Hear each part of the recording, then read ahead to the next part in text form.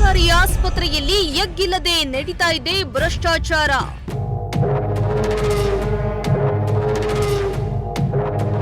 ಟಿಎಚ್ಒನೇ ಲಂಚಾವತಾರದ main king pin.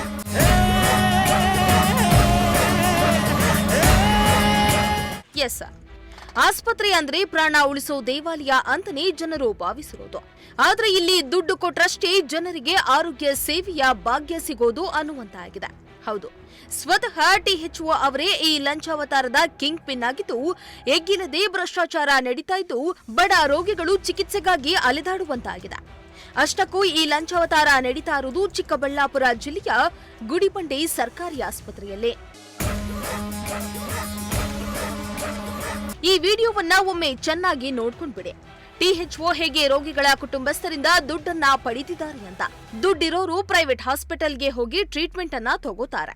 ಆದ್ರೆ ಬಡವರು ಎಲ್ಲಿಗೆ ಹೋಗ್ಬೇಕು ಹೇಳಿ ಕೇಳಿ ಬಡವರಿಗಾಗಿಯೇ ಸರ್ಕಾರಿ ಆಸ್ಪತ್ರೆಗಳು ಇರೋದು. ಆದ್ರೆ ಕೆಲ ಸರ್ಕಾರಿ ಆಸ್ಪತ್ರೆಗಳು ಬಡ ರೋಗಿಗಳ ರಕ್ತವನ್ನ ಹೀರ್ತಾ ಇವೆ. ಗುಡಿಬಂಡೆ ಸರ್ಕಾರಿ ಆಸ್ಪತ್ರೆಗೆ ನಿತ್ಯ ನೂರಾರು ಮಂದಿ ರೋಗಿಗಳು ಚಿಕಿತ್ಸೆಗಾಗಿ ಬರ್ತಾರೆ. ಆದ್ರೆ ಈ ಆಸ್ಪತ್ರೆಯಲ್ಲಿ ಆಪರೇಷನ್ ಮಾಡಿಸಬೇಕೆಂದ್ರೆ ಸಾವಿರಾರು ರೂಪಾಯಿ ಲಂಚ ಕೊಡ್ಬೇಕಂತೆ.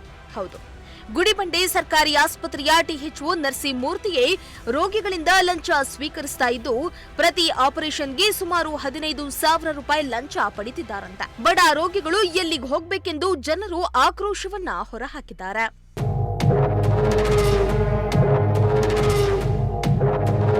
ಇನ್ನು ಟಿಎಚ್ಒ ನರಸಿಂಹಮೂರ್ತಿ ಕಳೆದ 10 ವರ್ಷದಿಂದಲೂ ಒಂದೇ ಸ್ಥಳದಲ್ಲಿ ಅಧಿಕಾರಿಯಾಗಿದ್ದು, ಇವರ ಲಂಚಾವತಾರದ ಬಗ್ಗೆ ಮೇಲಧಿಕಾರಿಗಳ ಗಮನಕ್ಕೆ ಬಂದಿದ್ಯಾ ಅಥವಾ ಇಲ್ವಾ ಗೊತ್ತಿಲ್ಲ. ಅಥವಾ ಈ ಬಗ್ಗೆ ಗೊತ್ತಿದ್ರೂ ಅಧಿಕಾರಿಗಳು ಮೌನವಾಗಿದ್ದಾರಾ ಅದು ಗೊತ್ತಿಲ್ಲ.